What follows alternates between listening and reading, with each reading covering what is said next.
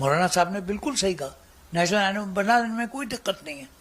ఆవును జాతీయ జంతువుగా అంటే రాష్ట్ర పశు ఘోషిత్గా చేయాలన్న ఇండియాలోని పెద్ద మొత్తంలో ముస్లింలు సంఘాలు రోడ్లకు వచ్చి ర్యాలీలు చేస్తున్న శుభ సందర్భంలో మాజీ ఉపరాష్ట్రపతి హమీద్ అన్సారీ కూడా మద్దతు పలికాడు. ఎందుకు చేయకూడదు, చేయండి అని. మరి ఈ స్టాండ్ని బీజేపీ నేతలు తీసుకుంటారా? మా ఆంధ్రప్రదేశ్ నుంచి మాజీ ఉపరాష్ట్రపతి అయినటువంటి ఆర్ఎస్ఎస్లో పనిచేసినటువంటి ఆర్ఎస్ఎస్లో స్వయం సేవక్గా పనిచేసిన వెంకయ్య నాయుడు జీ ఏబీవీపీలో కూడా పనిచేశారు. మీరు మీ జీవితం, మీ పొలిటికల్ కెరీరే ఆర్ఎస్ఎస్తో స్టార్ట్ అయి ఉంది అని అంటారు. మరి వెంకయ్య నాయుడు గారు బీజేపీ తరపు నుంచి మీరు గోమాతను రాష్ట్ర జంతువుగా ప్రకటించడానికి మద్దతు తెలుపుతారా? మరి మీరెందుకు ప్రకటన చేయకూడదు? ముస్లింల మీద జరిగే ఆగడాలకు ఫుల్ స్టాప్ పెట్టాలంటే గోమాతను రాష్ట్ర జంతువుగా మీరు ప్రకటించండి.